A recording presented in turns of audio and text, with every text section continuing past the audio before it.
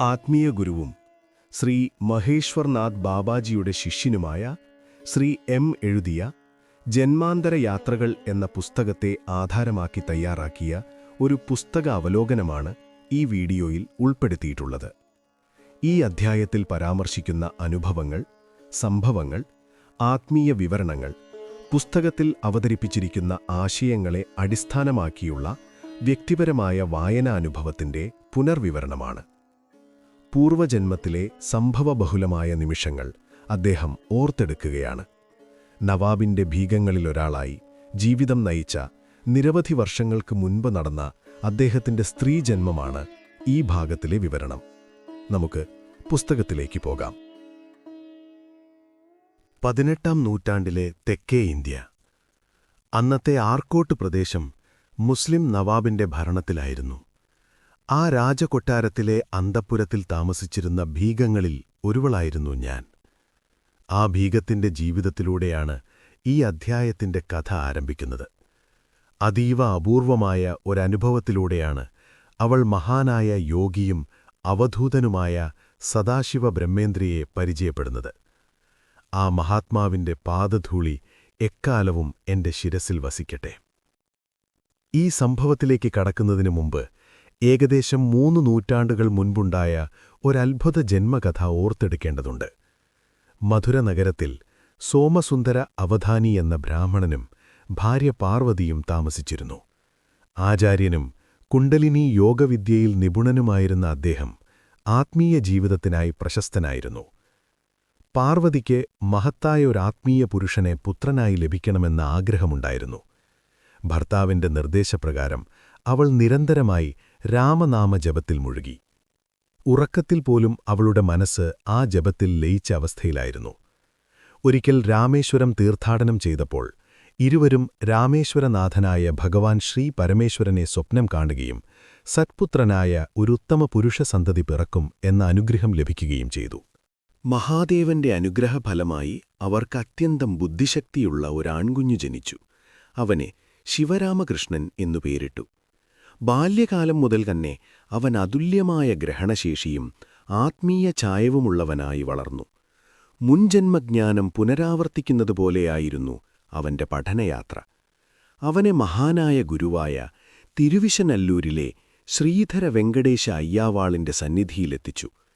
ഇതേ സമയം ശിവരാമകൃഷ്ണന്റെ അമ്മ അവനൊരു കന്യകയെ കണ്ടെത്തി വിവാഹമുറപ്പിച്ചു. പിതാവപ്പോഴേക്കും താപസജീവിതത്തിനായി ഹിമാലയത്തിലേക്ക് പോവുകയും ചെയ്തു. അമ്മയുടെ ആഗ്രഹത്തിന് എതിരു നിൽക്കേണ്ടതില്ല എന്ന സതുദ്ദേശത്തിൽ വിവാഹത്തിന് ശിവരാമകൃഷ്ണൻ സമ്മതം മൂളി. വധു മാതാപിതാക്കളോടൊപ്പം സ്വഗൃഹത്തിലേക്ക് മടങ്ങി. പ്രായപൂർത്തിയായ ശേഷം ഭർതൃഗൃഹത്തിലേക്ക് വരുന്നതായിരുന്നു അന്നത്തെ രീതി. എന്നാൽ വിവാഹബന്ധം അവന്റെ ആത്മീയ ജീവിതത്തെ ബാധിച്ചില്ല. പഠനത്തിലും തപസ്സിലും മുൻപുപോലെ തന്നെ അവൻ മുഴുകി. ആത്മീയ സമാധിയിലേക്ക് ഇടയ്ക്കിടെ ലയിച്ചിരുന്ന അവനെ ഗുരുക്കന്മാർ മറ്റൊരു മഹാസന്യാസിയായ പരമശിവേന്ദ്രയുടെ മാർഗനിർദ്ദേശത്തിലേക്ക് ഏൽപ്പിച്ചു. ഗുരുവിന്റെ നിർദ്ദേശപ്രകാരം അവൻ മൈസൂർ രാജസഭയിൽ ആസ്ഥാന പണ്ഡിതനായി സേവനമനുഷ്ഠിച്ചു.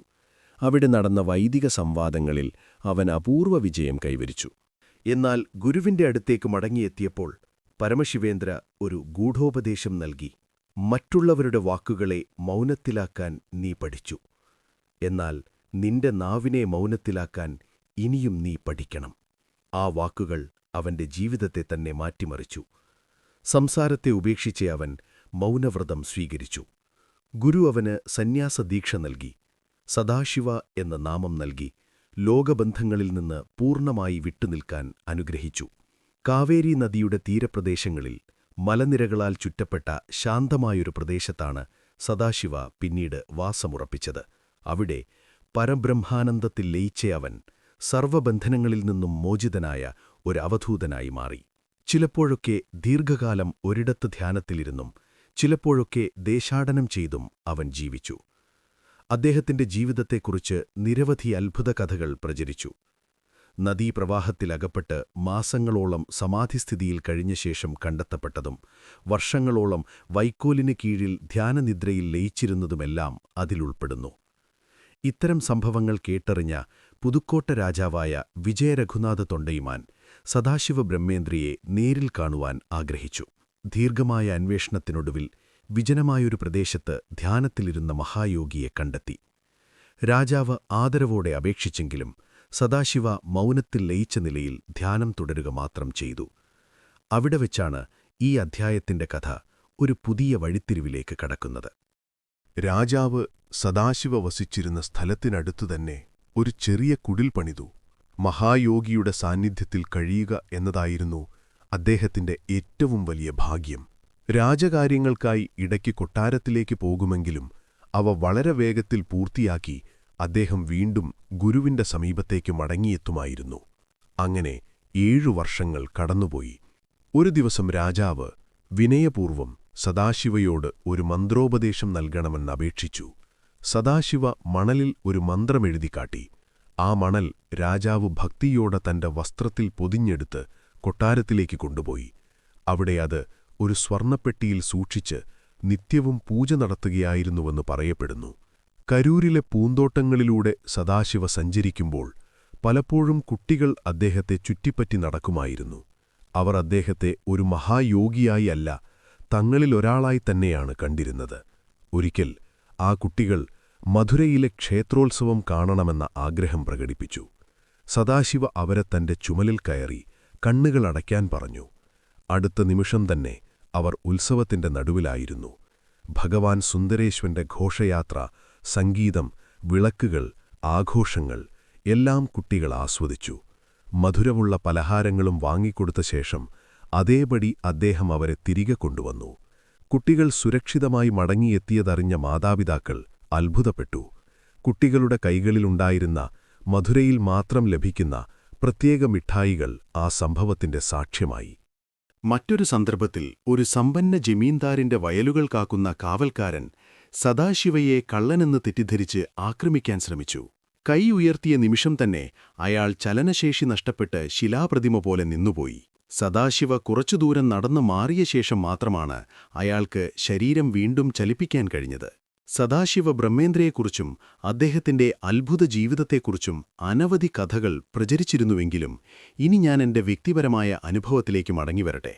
ഏകദേശം 3 നൂറ്റാണ്ടുകൾക്ക് മുൻപ് ആർക്കോട്ട് പ്രദേശം ഭരിച്ചിരുന്ന നവാബിന്റെ അന്തഃപുരത്തിലാണ് എന്റെ ജീവിതം കടന്നുപോയത്.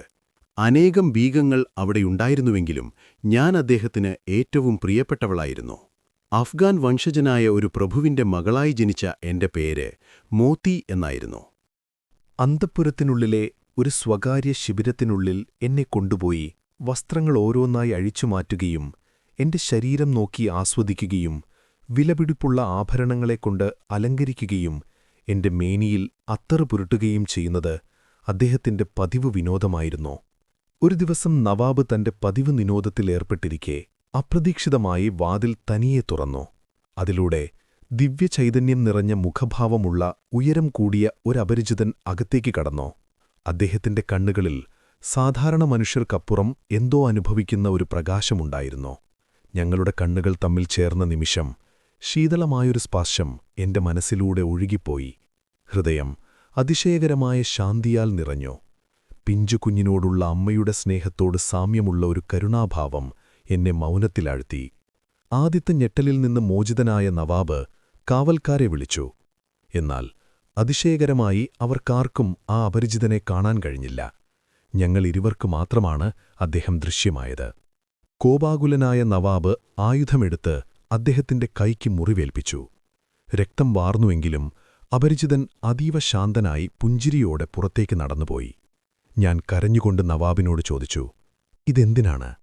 അപ്പോൾ നവാബ് പറഞ്ഞു, നാം കേട്ടുവരുന്ന ആ മഹാനായ ഹിന്ദു യോഗിയാകണം അദ്ദേഹം.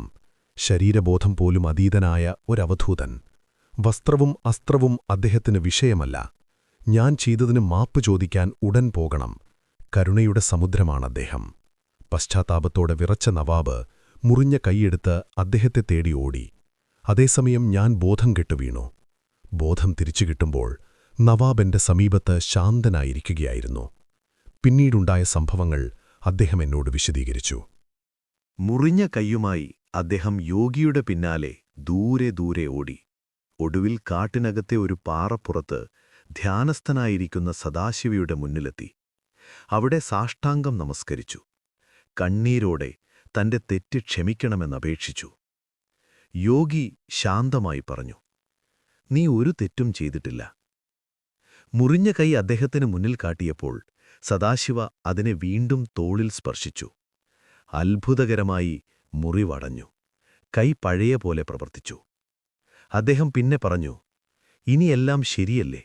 ഇനി നീ രാജഭാരം മക്കൾക്ക് കൈമാറണം. നിന്റെ ഉള്ളിൽ ആത്മീയതയുടെ ജ്വാല ഞാൻ കാണുന്നു. കറാച്ചിയിൽ വസിക്കുന്ന ഒരു മഹാനായ സൂഫിയെ നീ തേടിപ്പിടിക്കും. അവന്റെ ശിഷ്യനായി ശേഷിച്ച ജീവിതം കഴിക്കണം. ഞാൻ ഈ ശരീരം ഉപേക്ഷിക്കുന്ന സമയം അവനവിടെ പ്രാർത്ഥന നടത്തും. അതിനുള്ള ഒരുക്കങ്ങൾ ചെയ്യാൻ പറയുക." പിന്നീട് അദ്ദേഹം എന്നെക്കുറിച്ച് പറഞ്ഞു, "മോത്തി നമ്മളിലൊരാളാണ്. അവളുടെ ആത്മീയ അഗ്നി വീണ്ടും ജ്വലിപ്പിക്കാനാണ് ഞാൻ വന്നത്. എന്റെ ദേഹം ഉപേക്ഷിക്കുന്ന അതേ ദിവസം അവളും ഈ ശരീരം വിടും. അവളുടെ ആത്മാവ് എന്നെ പ്രണമിക്കാനെത്തും. അപ്പോൾ ഞാൻ അവളെ അനുഗ്രഹിക്കും." അതിനുശേഷം അദ്ദേഹം ഭാവി ജന്മങ്ങളെക്കുറിച്ച് സൂചന നൽകി. ബനാറസിനടുത്ത് ഒരു ബ്രാഹ്മണ കുടുംബത്തിൽ അവൾ വീണ്ടും ജനിക്കും. പിന്നീട് ഹിമാലയത്തിലെ മഹാഗുരുവിന്റെ ശിഷ്യയാകും. പിന്നെയും ഒരു ജന്മം ദക്ഷിണഭൂമിയിലെ മുസ്ലിം കുടുംബത്തിൽ പുരുഷനായി. ആ ജന്മത്തിലാണ് അവൾ തന്റെ കർമ്മങ്ങൾ പൂർണ്ണമാക്കി മോക്ഷത്തിലേക്കെത്തുക. ഇനി പോകൂ, സമയം വൈകുന്നു. ഒരാഴ്ചയ്ക്കുള്ളിൽ നവാബ് രാജഭാരം പുത്രനിലൊരാൾക്ക് കൈമാറി. ഒരു രാത്രിയിൽ ഫക്കീറിന്റെ വേഷത്തിൽ ആരുമറിയാതെ രാജ്യം വിട്ടു. എന്റെ ജീവിതം അതിനുശേഷം ദുഃഖങ്ങളും ബുദ്ധിമുട്ടുകളും നിറഞ്ഞതായിരുന്നു. വർഷങ്ങൾക്ക് ശേഷം ഗുരുതരമായ രോഗാവസ്ഥയിൽ കിടക്കുമ്പോൾ എനിക്ക് എന്റെ ആത്മഗുരുവായ സദാശിവയുടെ ദർശനം ലഭിച്ചു. അദ്ദേഹം പറഞ്ഞു, "ഈ ശരീരം ഉപേക്ഷിച്ച് നേരൂരിലേക്ക് വരിക. ഞാൻ എന്റെ ദേഹം വിടുകയാണ്. കറാച്ചിയിൽ നിന്റെ ഭർത്താവെന്നെ ദർശിക്കും." ശരീരം മരണത്തെ വരിച്ചു. ഞാനൊരു വനപ്രദേശത്തിലൂടെ അരുവികളും മരങ്ങളും നിറഞ്ഞ ഇടത്തിലേക്ക് സഞ്ചരിക്കുന്നതായി അനുഭവപ്പെട്ടു. അത് നേരൂരാണെന്ന് ഞാൻ തിരിച്ചറിഞ്ഞു. അവിടെ മുൻകൂട്ടി തയ്യാറാക്കിയ സമാധിസ്ഥലത്തിലേക്ക് എന്റെ ഗുരു പ്രവേശിക്കുന്നതും ഞാൻ കണ്ടു. ചുറ്റും അനേകം ജനങ്ങളും രാജാക്കന്മാരും. എന്നാൽ ആ തിരക്കിനിടയിൽ അദ്ദേഹത്തിന്റെ കരുണ നിറഞ്ഞ ദൃഷ്ടി എന്നിലേക്ക് മാത്രം പതിച്ചു. മറ്റുള്ളവർക്ക് അത് അദൃശ്യമായിരുന്നു. വലതുകൈ ഉയർത്തി അദ്ദേഹം എന്നെ അനുഗ്രഹിച്ചു. അടുത്ത നിമിഷം ഞാൻ വെളിച്ചം നിറഞ്ഞ ഒരു വഴിയിലൂടെ ഒഴുകിപ്പോകുന്നതുപോലെ അനുഭവപ്പെട്ടു. ഓർമ്മകൾ മങ്ങിത്തുടങ്ങി. അത് ഗാഠനിദ്രയെപ്പോലുള്ള അവസ്ഥയായിരുന്നു. സദാശിവ ബ്രഹ്മേന്ദ്ര മഹാസമാധിയായ നേരൂർ ഇന്നും തമിഴ്നാട്ടിലെ കരൂരിന് സമീപം സ്ഥിതി ചെയ്യുന്നു. അദ്ദേഹം പ്രവചിച്ചതുപോലെ സമാധിയുടെ 9-ാം ദിവസം മുളച്ച വൃക്ഷവും 12-ാം ദിവസം പ്രതിഷ്ഠിച്ച ശിവലിംഗവും ഇന്നും അവിടെ നിലകൊള്ളുന്നു. നേരൂരിലെ സമാധിക്കരികിലിരിക്കുമ്പോൾ എന്റെ ആത്മാവ് ഇന്നും അപാരമായ ശാന്തിയിൽ മുങ്ങുന്നു. അവിടെയെല്ലാം അദ്ദേഹത്തിന്റെ സാന്നിധ്യം അനുഭവപ്പെടുന്നു. പരമസത്യത്തിൽ ലയിച്ച കരുണയും പ്രേമവും നിറഞ്ഞ സദാശിവവുമായി എനിക്കുണ്ടായിരുന്ന ആ ആത്മബന്ധം ഇതാദ്യമായാണ് ഞാൻ തുറന്നു പറയുന്നത്. പുണ്യാത്മാക്കളെ, ഈ ഭാഗം ഇവിടെ അവസാനിക്കുന്നു. കൂടുതൽ ആത്മീയ വീഡിയോകൾക്കായി ചാനൽ സബ്സ്ക്രൈബ് ചെയ്യണേ. അടുത്ത വീഡിയോയിൽ കാണാം.